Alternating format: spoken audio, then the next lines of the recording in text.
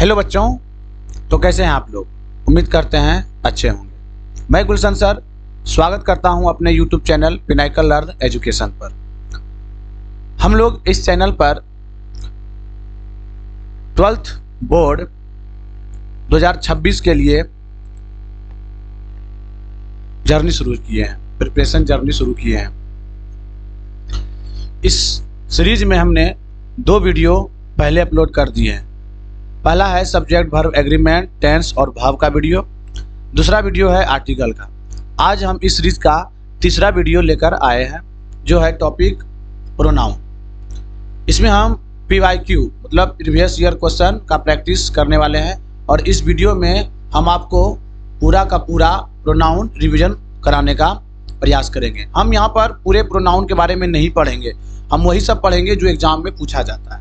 तो पहले हम सीख लेते हैं कि प्रोनाउन आखिर होता क्या है। चलिए, प्रोनाउन प्रोनाउन ये नाउन का नौकर है, बस समझिएगा। नाउन का नौकर यानी कि नाउन का काम करने वाला, उसको हम क्या कहते हैं, प्रोनाउन कहते हैं। कुल मिलाकर देखिए, Ram is a good boy, he lives in Tarapur या पटना। ठीक, अब देखिए, Ram is a good boy, Ram एक अच्छा लड़का है, वह पटना में रहता है। अब यहाँ पटना में कौन रहता है, यहाँ पर क्या आना चाहिए, राम को आना चाहिए। राम मतलब कोई नाम आ गया, मतलब नाउन, तो यहाँ पर राम आना चाहिए, लेकिन है क्या, ही, यानी कि नाउन के जगह पर कौन आया है, वर्ड ही आया है। यही ही आपका प्रोनाउन है। उम्मीद करते हैं प्रोनाउन किसे कहते हैं समझ में आ गया। प्रोनाउन टोटल 10 प्रकार का होता है, देख लेते हैं कौन कौन। पहला है पर्सनल प्रोनाउन, दूसरा है पजेसिव प्रोनाउन, तीसरा है इंडेफिनिट प्रोनाउन, चौथा है डिमॉन्स्ट्रेटिव प्रोनाउन, फिर पांचवा है रिलेटिव प्रोनाउन, छठा है डिस्ट्रीब्यूटिव प्रोनाउन, फिर है, ये 2 बार हो चुका है, लिख लीजिएगा, फिर है रेसिप्रोकल प्रोनाउन। तो कुल मिलाकर हम यहाँ पर इम्पोर्टेंट को लिए हैं, जिसमें से सबसे ज़्यादा इम्पोर्टेंट आपका पर्सनल प्रोनाउन है, पजेसिव प्रोनाउन है, रिलेटिव प्रोनाउन है और ये डिस्ट्रीब्यूटिव प्रोनाउन है। कुल मिलाकर यही सब है, और कुछ रेसिप्रोकल प्रोनाउन। तो ज़्यादा जो मोस्ट इम्पोर्टेंट है VVI वो है पर्सनल, पजेसिव, रिलेटिव, और एक इसमें छूट गया है, उसका नाम है रिफ्लेक्सिव प्रोनाउन। वो भी बहुत इम्पोर्टेंट है, पता नहीं इसमें नहीं दिया गया है, कंटेंट जो बनाया है ध्यान में नहीं दिया गया है, तो याद रखिएगा। क्या बोले, पर्सनल और रिलेटिव, हम वही सब लिखेंगे जो इम्पोर्टेंट है। Personal pronoun, relative pronoun, reflexive pronoun, जहां से आपका क्वेश्चन बनता है हम उसी के बारे में बात करने वाले हैं। Personal, relative, reflexive, possessive pronoun. थोड़ा थोड़ा तो सबसे आ जाता है, इसमें एक रेसिप्रोकल प्रोनाउन। चलिए, इनके और भी धीरे धीरे आ जाता है, धीरे धीरे सीखते जाएंगे, जैसे जैसे क्वेश्चन का प्रैक्टिस करेंगे वैसे वैसे सीखेंगे। तो सबसे पहले हम पर्सनल प्रोनाउन के बारे में बात कर लेते हैं। तो पर्सनल प्रोनाउन अगर देखा जाए, इसके 2 रूप होते हैं, एक सब्जेक्टिव, दूसरा होता है ऑब्जेक्टिव। इसके 2 रूप होते हैं, मतलब 2 फॉर्म होते हैं, सब्जेक्टिव फॉर्म और ऑब्जेक्टिव फॉर्म। तो पर्सनल प्रोनाउन, जिसमें वैसा प्रोनाउन जो व्यक्तिगत रूप से मतलब पर्सन को व्यक्त करने में काम आता है, उसे हम पर्सनल प्रोनाउन कहते हैं। पर्सन के अलावा थिंग्स भी इसमें मतलब वस्तु को भी यह इंडिकेट करता है, तो हम उसे पर्सनल प्रोनाउन कहते हैं। तो सब्जेक्ट में जैसे ही, सी, दे, आई, यू, वी, ये सब का सब्जेक्टिव रूप है। इसी का ऑब्जेक्टिव रूप हो जाता है हिम, हर, देम, यू का यू हो जाता है अस, मी, ये सब होता है। चलिए हम इसको एक चार्ट के माध्यम से समझेंगे बेहतर तरीका से। ये है आपका, देखिए इसमें पर्सनल प्रोनाउंस हैं, इसके अलावा और भी बहुत सारा चीज़ है। जैसे पहले पर्सन, तो याद रखिएगा पर्सनल प्रोनाउन के जो 3 पर्सन होते हैं, फर्स्ट पर्सन, सेकेंड पर्सन और थर्ड पर्सन। में भी अगर आप लोग प्रोनाउन पहले पढ़े होंगे तो आप लोग को ये पता होगा। पहला है फर्स्ट पर्सन, जिसमें आई और वी आता है। आई सिंगुलर होता है, वी प्लूरल होता है। सेकेंड पर्सन में यू आता है, और मतलब यू सिंगुलर भी यू और प्लूरल भी यू होता है। थर्ड पर्सन में ही, सी, इट, ये तीनों सिंगुलर होते हैं, दे प्लूरल होते हैं। इसी का ऑब्जेक्टिव फॉर्म दिया गया है। अगर आप लोग को याद नहीं है तो याद कर लीजिए, इस चार्ट से आपके एग्जाम में बहुत ज़्यादा क्वेश्चन बनता है, तो याद रखिएगा। इसका ऑब्जेक्टिव फॉर्म मी होता है, आई का ऑब्जेक्टिव फॉर्म मी, वी का ऑब्जेक्टिव फॉर्म अस, यू का ऑब्जेक्टिव फॉर्म यू। इसी तरह है पॉजेसिव एडजेक्टिव है। लेकिन हम यहाँ पर जो बात करने वाले हैं, सब्जेक्ट और ऑब्जेक्ट का यूज कहाँ करते हैं, दिक्कत तो यहाँ आती है। फिर पॉजेसिव एडजेक्टिव का प्रयोग कहाँ करते हैं, पॉजेसिव प्रोनाउन का प्रयोग कहाँ करते हैं, रिफ्लेक्सिव प्रोनाउन का प्रयोग कहाँ करते हैं। तो चलिए हम लोग यहाँ पे आते हैं ऑब्जेक्ट पर। तो याद रखिएगा ऑब्जेक्ट का प्रयोग कहाँ करेंगे। तो पहले याद रखिए प्रीपोजिशन। प्रीपोजिशन, प्रीपोजिशन के बाद आपको ऑब्जेक्ट फॉर्म देना है। मेन वर्ब हो चाहे हेल्पिंग वर्ब, आपको इसके बाद ऑब्जेक्ट फॉर्म देना होता है। उम्मीद करते हैं याद रहेगा। प्रीपोजिशन के बाद और हेल्पिंग वर्ब या मेन वर्ब के बाद, याद रखिएगा के बाद। लेकिन सब्जेक्ट, सब्जेक्ट का प्रयोग हम मेन वर्ब के पहले करते हैं। मेन वर्ब के पहले सब्जेक्ट का प्रयोग, मेन वर्ब के पहले और हेल्पिंग वर्ब के पहले।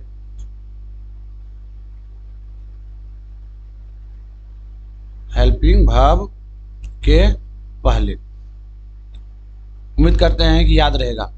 इसमें एक पॉइंट और नोट करने वाली है, जब सेंटेंस अफर्मेटिव हो तब। अगर सेंटेंस इंट्रोगेटिव रहता है, इंट्रोगेटिव रहता है, अगर ये देखिए, अगर आप लोग को ये इंट्रोगेटिव क्या होता है, अफर्मेटिव क्या होता है नहीं समझ में आ रहा है, तो आप लोग हमको कमेंट कर सकते हैं, हम इस पर एक सेपरेट वीडियो बना सकते हैं। तो लेकिन इंट्रोगेटिव में हेल्पिंग वर्ब के बाद सब्जेक्ट होता है। हेल्पिंग वर्ब, हेल्पिंग वर्ब के बाद सब्जेक्ट होता है। उम्मीद करते हैं कि ये चीज समझ में आ चुका है, क्योंकि हम लोग को ऑब्जेक्ट देने में ही प्रॉब्लम होता है। एक बात हम बता दिए हैं। अब दूसरा आता है पॉजेसिव एडजेक्टिव। इसलिए इसको चार्ट के माध्यम से समझेंगे तो बेहतर हो जाएगा। देखिए यहाँ पर पॉजेसिव एडजेक्टिव है और ये पॉजेसिव प्रोनाउन है, तो ये सब प्रोनाउन है। तो याद रखिएगा पॉजेसिव एडजेक्टिव के बाद नाउन का होना कंपलसरी है। नाउन का होना कंपलसरी है। उम्मीद करते हैं कि आप लोगों को समझ में आ गया। इसके बाद अगर नाउन नहीं है तो ये गलत माना जाता है। अगर इसके बाद कोई नाउन नहीं है तो इसे गलत माना जाता है। लेकिन इसके बाद नाउन का होना जरूरी नहीं है, नाउन होता ही नहीं है, क्योंकि खुद नाउन के बदले में आ चुका है, इसलिए उसके बाद कोई नाउन का प्रयोग हम नहीं करते हैं। तो याद रह जाएगा। तो ये दोनों का प्रयोग, ये दोनों मिला करके हम इसका प्रयोग सब्जेक्ट प्लस ऑब्जेक्ट दोनों के रूप में कर सकते हैं। इसका भी प्रयोग हम सब्जेक्ट प्लस ऑब्जेक्ट दोनों के रूप में कर सकते हैं। इसका भी प्रयोग हम सब्जेक्ट और ऑब्जेक्ट दोनों के रूप में कर सकते हैं। उम्मीद करते हैं कि ये चार्ट आपको समझ में आ चुका होगा। अगर आपको ये चार्ट याद नहीं है तो आपको ये चार्ट याद कर लेना है, स्क्रीनशॉट ले लीजिए और अच्छे से याद कर लीजिएगा। तो हम लोग अब क्वेश्चन के माध्यम से समझना शुरू करते हैं। उम्मीद करते हैं कि ये शुरुआत का प्रोनाउन का इंट्रोडक्शन आपको समझ में आ गया होगा। क्वेश्चन शुरू करते हैं। चलिए, अब यहाँ से हम लोग फर्स्ट क्वेश्चन पे ही आ गया है रिलेटिव प्रोनाउन। ये सारे के सारे रिलेटिव प्रोनाउन है। चलिए यहाँ समझते हैं। Who, whom, whose, which, that, ये सारे आपका रिलेटिव प्रोनाउन होता है। तो हु का प्रयोग हम सब्जेक्ट के रूप में करते हैं रिलेटिव प्रोनाउन में, whom का प्रयोग ऑब्जेक्ट के रूप में करते हैं, यहाँ पे हम अच्छे से लिख देते हैं, और whose का प्रयोग करते हैं। तो सर तो कहाँ किसका प्रयोग करेंगे? तो आपको तुरंत सब्जेक्ट का प्रयोग कहाँ करते हैं, ऑब्जेक्ट का प्रयोग कहाँ करते हैं समझा गए हैं। सब्जेक्ट का प्रयोग करते हैं मेन वर्ब या हेल्पिंग वर्ब के पहले, और ऑब्जेक्ट का प्रयोग करते हैं मेन वर्ब या हेल्पिंग वर्ब के बाद, समझे। और पजेसिव एडजेक्टिव के बाद, इसके बाद नाउन का होना जरूरी होगा। और विच का ऑब्जेक्ट फॉर्म विच होता है और ये ऑफ विच होता है। चलिए, उम्मीद करते हैं समझ में आ गया। देखिए, हु का प्रयोग हम जीवित यानी कि लिविंग थिंग के लिए, लिविंग थिंग में अगर खास करके देखा जाए तो वो व्यक्ति के लिए करते हैं। लिविंग थिंग को छोड़ दीजिए, आप लोग कंफ्यूज हो जाइएगा, जानवर भी आ जाता है इसमें, लेकिन जानवर के लिए उसका प्रयोग नहीं करते हैं, सिर्फ पर्सन के लिए। हुम का भी प्रयोग, क्योंकि हुम का ही सब रूप है, इसलिए तीनों का यूज तो सेम हो गया कि पर्सन के लिए।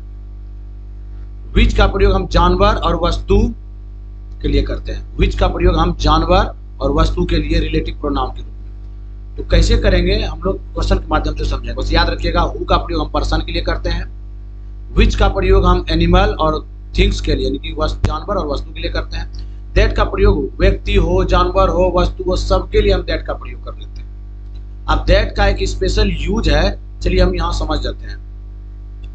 थोड़ा सा समझिएगा कि पर्सन और थिंग दोनों को दर्शाने के लिए जब सेंटेंस में पर्सन भी आ जाए और थिंग्स मतलब वस्तु भी आ जाए, तो वहां पर हम हु या विच की जगह पर हम दैट का प्रयोग कर लेते हैं। आप कंफ्यूज हो जाइएगा, मान लीजिए पर्सन है तो हु लगाइएगा, ठीक है तो विच लगाइएगा। इस कंफ्यूजन को दूर करने के लिए हम सीधा सीधी लगा देते हैं दैट, समझे। अगर सुपरलेटिव डिग्री हो, अगर सेंटेंस में सुपरलेटिव डिग्री हो और उसके लिए रिलेटिव प्रोनाउन का प्रयोग करना हो तो हम दैट का प्रयोग करेंगे। सुपरलेटिव डिग्री उम्मीद करते हैं समझ में आता होगा कि जिस वर्ड के अंत में EST लगा हो या शुरुआत में मोस्ट लगा हो उसे हम सुपरलेटिव डिग्री करते हैं। चलिए, अगर सेंटेंस में ऑल हो, एवरीथिंग हो, नथिंग हो, ओनली हो, एनी हो, मच हो, लिटिल हो, इन शब्दों के बाद सामान्यतः रिलेटिव प्रोनाउन के रूप में दैट का प्रयोग करते हैं, समझे। फिर आफ्टर इंट्रोगेटिव मतलब इंट्रोगेटिव प्रोनाउन के बाद, इंट्रोगेटिव प्रोनाउन में जैसे आता है हु आता है, व्हाट आता है, विच आता है, वेयर आता है और भी एक्स्ट्रा चीज आते हैं। इनके बाद भी हम मतलब अगर ये सेंटेंस में रहे तो उनके लिए भी हम रिलेटिव प्रोनाउन के रूप में दैट का प्रयोग करते हैं। ये वही चीज है, सेम चीज। चलिए आगे बढ़ते हैं हम लोग। इन रिस्ट्रिक्टिव, जहां क्लाउज हटाने का अर्थ अधूरा हो जाए वहां ज्यादातर हम दैट का प्रयोग करते हैं। अब नोट याद रखिएगा कि हम पर्सन के लिए हु, हुम, थिंग्स के लिए विच यूज होता है, लेकिन स्पोकन और समान इंग्लिश में दैट सबसे ज्यादा प्रयोग होता है क्योंकि यह सबके लिए काम करता है। इसमें कोई कंफ्यूजन नहीं होता है। दैट लगा दीजिए, ना तो आपको पर्सन को देखना है, ना तो उसका वस्तु देखना है, ना जानवर देखना है, दैट का प्रयोग कर लेते हैं। लेकिन हम अगर ग्रामर के दृष्टिकोण से देखें तो आप लोग को इसके अनुसार चलना होगा। ये स्पोकन अलग चीज है, ग्रामर अलग चीज है। चलिए उम्मीद करते हैं दैट का भी यूज समझ में आ गया होगा। अब यहीं पे रिफ्लेक्सिव प्रोनाउन को भी समझ में जाते हैं। ये आई का रिफ्लेक्सिव प्रोनाउन, रिफ्लेक्सिव प्रोनाउन का मतलब होता है खुद, वैसा प्रोनाउन जो खुद या स्वयं को दर्शाता है, खुद पर को दर्शाता है, उसे हम रिफ्लेक्सिव प्रोनाउन कहते हैं। तो आई का होता है माई सेल्फ, मैं खुद, यू का योर सेल्फ, तुम खुद, ही का हिम सेल्फ, वह खुद। तो उम्मीद करते हैं कि आप लोग को ये भी याद करना होगा। सी का हर सेल्फ, इट का इट सेल्फ, वी का आवर सेल्फ, यू का योर सेल्फ, दे का देम सेल्फ। अब इतना समझ लेने के बाद अब हम लोग बड़े ही आसानी से क्वेश्चन को सॉल्व कर लेंगे। चलिए आगे बढ़ते हैं हम लोग। फर्स्ट क्वेश्चन पे आते हैं। अभी हम जस्ट प्रयोग किया है कि हु का प्रयोग हम किसके लिए करते हैं। हु का प्रयोग हम करते हैं सब्जेक्ट के रूप में, हुम का ऑब्जेक्ट के रूप में, विच का प्रयोग करते हैं किसके लिए, विच का प्रयोग करते हैं किसी एनिमल के लिए, एनिमल या कोई थिंग्स के लिए। चलिए इतना तो समझ में आ गया। अब देखिए I fear but the ones who hurt me, इसका मतलब होता है मुझे किससे डरना चाहिए सिवाय उनके जिन्होंने मुझे चोट पहुंचाया है। तो यहाँ पर किसी स्पेशल जानवर के बारे में बात नहीं किया गया है, तो हम यहाँ पर ऐसा कंसीडर किया जाता है कि उसको चोट किसी पर्सन के द्वारा पहुंचाया गया है, इसीलिए हु वाला फैमिली होगा, तो विच वाला फैमिली होगा नहीं। अब यहाँ पर हम क्या बोले हैं कि सब्जेक्ट के बाद हमेशा हेल्पिंग वर्ब रहेगा, नहीं तो मेन वर्ब रहेगा। इससे पहले इसको बोलिए इसके बाद बोलिए, बात तो एक ही चीज है। तो इसलिए यहाँ पर आपका हेल्पिंग वर्ब है, तो इससे पहले सब्जेक्टिव फॉर्म आएगा। तो हुज आपका सब्जेक्टिव फॉर्म है नहीं, थोड़ा सा घिना रहा है, ध्यान दीजिएगा। हु तो आपका सब्जेक्टिव, हु आपका सब्जेक्टिव फॉर्म है, तो यहाँ पर हु हो जाएगा आराम से। तो पहला का आंसर सी। चलिए वीडियो लंबा हो रहा है बट समझ में तो आ रहा है ना आप लोग को, बस ये मायने रखता है। देखिए ही के लिए आप तुरंत सिखाएं आप लोग को, ही का क्या होता है, हिमसेल्फ। रिफ्लेक्सिव प्रोनाउन देखना है, मार देना है। ही के लिए हिमसेल्फ। आई के लिए सिखाएं। देखिए आई का क्या होता है, माई सेल्फ। चलिए खटाखट, कोई हिंदी हम नहीं कर रहे लेकिन आंसर हम फटाफट निकाल रहे हैं। बहुत आसानी से हम लोग इसको सॉल्व कर सकते हैं प्रोनाउन को। चलिए नेक्स्ट क्वेश्चन आते हैं। चलिए यहाँ पर आते हैं। अभी हम जस्ट आपको सिखा के आए हैं कि आस्क्ड हो गया आपका मेन वर्ब। अब मेन वर्ब के बाद ऑब्जेक्ट फॉर्म आता है, बताया ना, मेन वर्ब हो या हेल्पिंग वर्ब के बाद ऑब्जेक्ट फॉर्म। तो ही आपका सब्जेक्ट फॉर्म है, ये तो होगा नहीं, हिम है आपका ऑब्जेक्ट फॉर्म, मारे निकल लिए। When ever in a difficult situation, जब कभी, इसका मतलब होता है जब कभी तुम कठिन परिस्थिति में हो तो मुझे बताना, इसका मतलब ये हो गया। हम आपको हिंदी करके समझा रहे हैं, समझाने के लिए हिंदी कर रहे हैं, लेकिन जरूरी नहीं है। चलिए अब आप ऐसे बताते हैं। अब देखिए योर पॉजेसिव एडजेक्टिव, इसके बाद नाउन चाहिए। यहाँ पर हम खाली जगह देखें, यहाँ पर नाउन नहीं बल्कि प्रीपोजिशन है। नहीं, यू ये एक सब्जेक्टिव फॉर्म है, और सब्जेक्टिव फॉर्म के बाद या तो मेन वर्ब चाहिए या तो हेल्पिंग वर्ब चाहिए बाबू, तो यहाँ पर है नहीं, तो ये भी नहीं होगा। योर्स का प्रयोग या तो सब्जेक्ट या ऑब्जेक्ट के रूप में करते हैं, तो इसके लिए भी तो देखिए जब सब्जेक्ट या ऑब्जेक्ट में करेंगे तो इसके लिए भी तो कुछ हेल्पिंग वर्ब या मेन वर्ब चाहिए नहीं है। यानी यहाँ पर देखिएगा यू प्लस आर का मिक्स है, यानी कि यू हो गया सब्जेक्ट और ये हो गया आपका हेल्पिंग वर्ब, यानी कि आपका बन के तैयार हो गया, मिल गया ये। चलिए मिटा देते हैं ये सारा चीज। ये इतना लिखने का वजह है आपको हम समझाने के लिए इतना सारा कुछ बोल रहे हैं। चलिए आगे बढ़ते हैं हम लोग। नेक्स्ट क्वेश्चन है प्लीज। चलिए आई हैव फ्रेंड्स। अब देखिए फ्रेंड्स मतलब होता है दोस्त, यानी कि आपका एक पर्सन। अब पर्सन के लिए क्या प्रयोग करते हैं हम लोग, हु। अभी तुरंत सिखा का है, पर्सन के लिए किसका प्रयोग करते हैं, हु का। और हु के बाद क्या होना चाहिए, हु का प्रयोग हम सब्जेक्ट के रूप में भी करते हैं, पता है ना, सब्जेक्ट के रूप में करते हैं, यानी कि इसके बाद या तो हेल्पिंग वर्ब आना चाहिए या तो मेन वर्ब आना चाहिए। गौर कीजिएगा, हम एक ही चीज को बार बार बोल रहे हैं, हर एक क्वेश्चन में बोल रहे हैं कि जब इसका सब्जेक्ट के बाद हेल्पिंग वर्ब या मेन वर्ब चाहिए। आप देखिए यहाँ पर फ्रेंड्स है, तो आप बताइए हुम होगा, हुज होगा, हुज के बाद तो एक नाउन चाहिए था, नाउन तो है नहीं बल्कि लव। लव एक मेन वर्ब है बाबू, अब चाहिए तो हेल्पिंग वर्ब मेन वर्ब। तो चलिए हमारे इसको निकलिए, अब विच तो होगा नहीं, क्योंकि इसके लिए जानवर हो गया, पक्षी हो गया, या फिर कुछ वस्तु के लिए हम इसका प्रयोग करते हैं। यहाँ पर तो है नहीं, दोस्त है, पर्सन है, इसीलिए हु का प्रयोग करेंगे। आगे बढ़ते हैं। देखिए प्लीज हेल्प। अब प्लीज हेल्प आपको हम लोग को बता दे कि रिफ्लेक्सिव प्रोनाउन, देखिए जैसे इंपरेटिव सेंटेंस होता है, इंपरेटिव सेंटेंस में आप अगले अपने से सामने वाले को बोल रहे होते हैं, और सामने वाले के लिए हम यू का प्रयोग करते हैं, तो इसके लिए रिफ्लेक्सिव प्रोनाउन योरसेल्फ होगा। चलिए आगे बढ़ते हैं हम लोग। नेक्स्ट क्वेश्चन पर आते हैं हम लोग। नेक्स्ट क्वेश्चन देखिए, माई नीस। नीस मतलब होता है भतीजी, भतीजी एक क्या है, जेंडर में क्या है आपका, फिमाइन जेंडर है, मतलब कुल मिलाकर भतीजी लड़की होता है। लड़की के लिए क्या प्रयोग करता है, आप ही लोग बताइए। यहाँ आपका मेन वर्ब हो गया, अब मेन वर्ब के बाद ऑब्जेक्ट फॉर्म। देखिए ऑब्जेक्ट फॉर्म होना चाहिए, लेकिन यहाँ पर देखिएगा यहाँ नाउन है बाबू, गौर कीजिएगा, और नाउन है तो पॉजेसिव एडजेक्टिव, ये भी पॉजेसिव एडजेक्टिव है, ये भी पॉजेसिव एडजेक्टिव है, ये भी पॉजेसिव, ये नहीं है तो ये कट गया। और लड़की है तो लड़की के लिए क्या प्रयोग करेंगे, हर। खत्म, आगे बढ़ते हैं हम लोग। ये नहीं हुआ, ये गलत है, ये गलत, ये गलत, ये सही।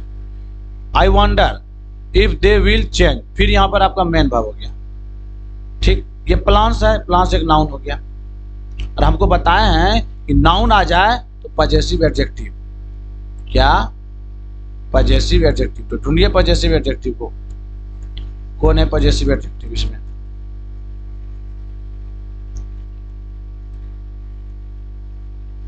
हाँ, इसमें देखिए ये तो होगा नहीं, ये तो पजेसिव एडजेक्टिव ही नहीं है, ये पजेसिव प्रोनाउन है, होगा नहीं। दे आर या देम, ये भी नहीं, पजेसिव एडजेक्टिव नहीं है, पजेसिव मात्र एक है, इसको मारे निकल गए। कैन, चलिए यही तो बताए थे। क्वेश्चन, जिसमें क्वेश्चन पूछा जाए उसे इंट्रोगेटिव सेंटेंस कहते हैं, उसमें बताए थे ना कि हमको आपको समझा देंगे।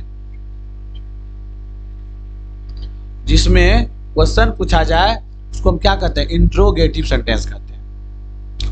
अब इंट्रोगेटिव सेंटेंस में सब्जेक्ट हेल्पिंग वर्ब के बाद होता है, याद रखिएगा, सब्जेक्ट हेल्पिंग वर्ब के बाद और मेन वर्ब के पहले होता है, ये ध्यान में रखने वाली बात है इंट्रोगेटिव सेंटेंस में सिर्फ। तो इसमें याद रखिएगा ये इंट्रोगेटिव सेंटेंस है, ये आपका हेल्पिंग वर्ब है, ये आपका मेन वर्ब है, ये दोनों के बीच में कौन फॉर्म होगा, सब्जेक्ट फॉर्म, सब्जेक्टिव फॉर्म। इसमें से सब्जेक्टिव फॉर्म मात्र ये वाला है, सी नंबर। आगे बढ़े, सी हर्ट, हेड हो गया बाबू। अब देखिए सी के लिए रिफ्लेक्सिव प्रोनाउन हरसेल्फ, जस्ट बता का है। फिर चलिए आपको अगर नहीं, देखिए ऊपर बताया है कि नहीं, सी के लिए हरसेल्फ। अगर आप लोग को पहले से ये सब पढ़े हैं तो याद होगा, तो आपका रिवीजन हो गया। अगर नहीं पढ़े हैं तो आप लोग बोल दीजिए, हम थ्योरी क्लास स्पेशल इस पर ले सकते हैं, समझे। चलिए नेक्स्ट क्वेश्चन आते हैं। रेखा रेखा हैज हर्ट। अब देखिए रेखा के लिए हम क्या प्रयोग करते हैं, रेखा एक लड़की है, सी के लिए हरसेल्फ, चल। देखिए श्वेता, सेम कहानी है, श्वेता हरसेल्फ। बढ़ते जाएंगे। When I finished my work, I asked the teacher। अब देखिए asked हो गया बाबू मैन वर्ब, और यहाँ हो गया नाउन।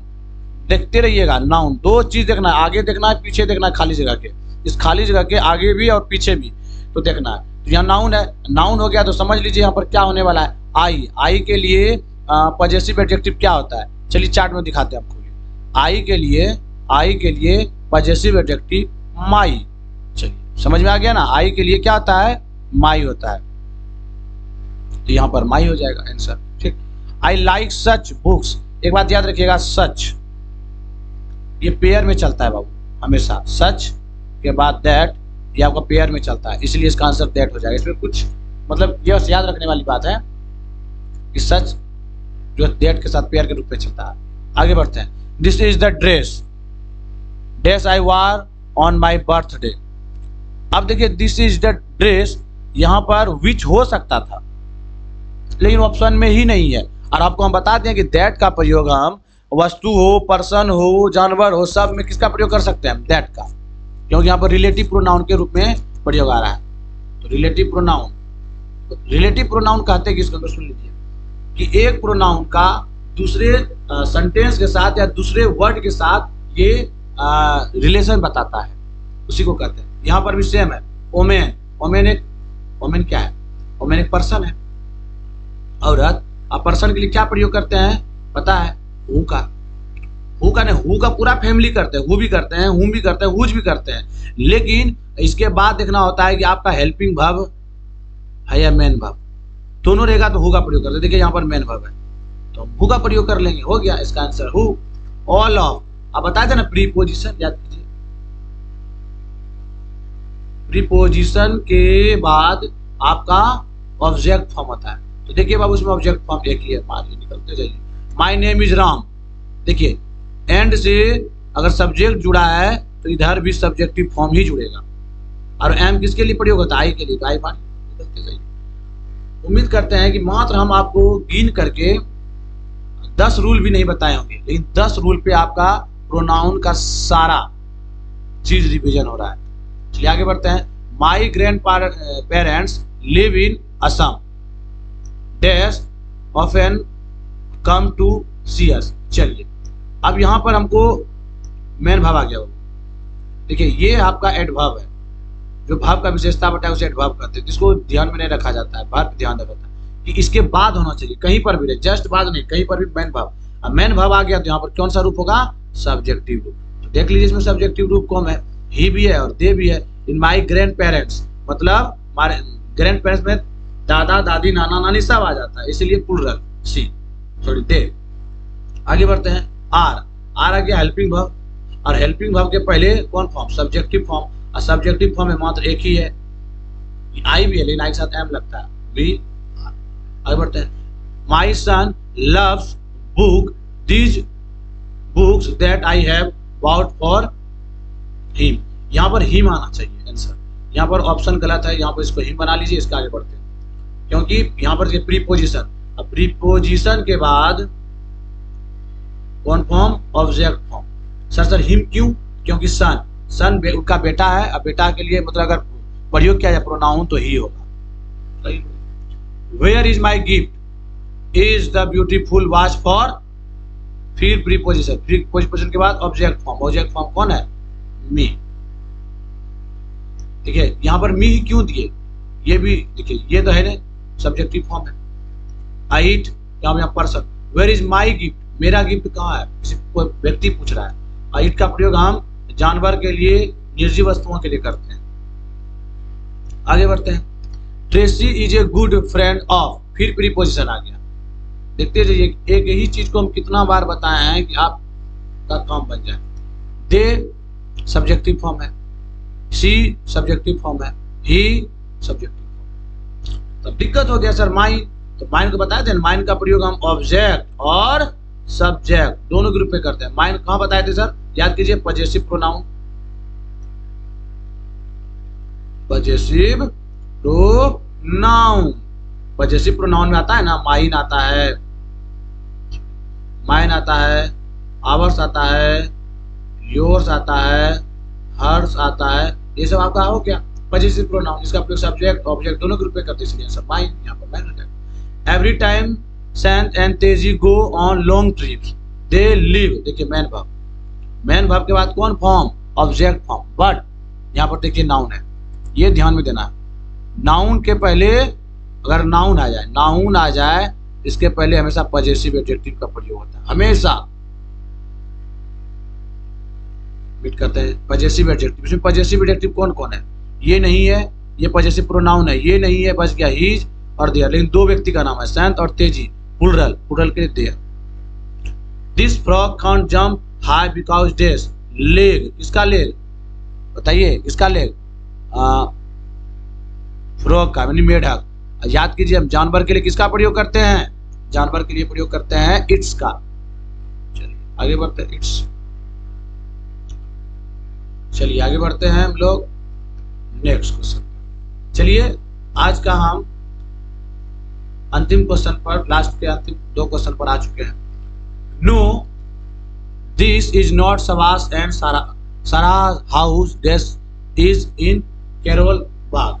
चलिए हम बोले ना, हम हिंदी पे बिल्कुल नहीं ध्यान देंगे। आप लोग को लगता है कि जिसको हिंदी आता है वही बना सकता है, तो ये आपका गलत समझिए। देखिए यहाँ फुल स्टॉप है, फुल स्टॉप के बाद हमेशा सब्जेक्ट से ही शुरू होता है जनरली, अगर यहाँ क्वेश्चन मार्क ना हो तब। चलिए इज है, देखिए हेल्पिंग वर्ब, हेल्पिंग वर्ब के बाद जब इंट्रोगेटिव सेंटेंस होता है तब ही हेल्पिंग वर्ब और मेन वर्ब के बीच में सब्जेक्ट आता है, नहीं तो उससे पहले। तो देख लीजिए यहाँ पर सब्जेक्ट फॉर्म कौन है, ये भी नहीं है, ये भी नहीं है, ये भी नहीं है। और याद कीजिए इसका प्रयोग हम देखिए, ये पजेसिव प्रोनाउन हो गया। अब पजेसिव प्रोनाउन का प्रयोग हम सब्जेक्ट के रूप में और ऑब्जेक्ट दोनों रूप में करते हैं, इसीलिए यहाँ पर आंसर क्लियर हो जाएगा डी। समझे, some are born great, days achieve greatness. चलिए ये सारा आपका इंडिफिनिट प्रोनाउन है, इंडिफिनिट। कुछ महान व्यक्ति जन्म लिए और कुछ महान अचीव किए, तो कुछ का सेंस दे रहा है, इसलिए सब मतलब कुछ होता है बाबू, इसलिए इंडेफिनिट प्रोनाउन। ये सारे के सारे आपका इंडेफिनिट प्रोनाउन है।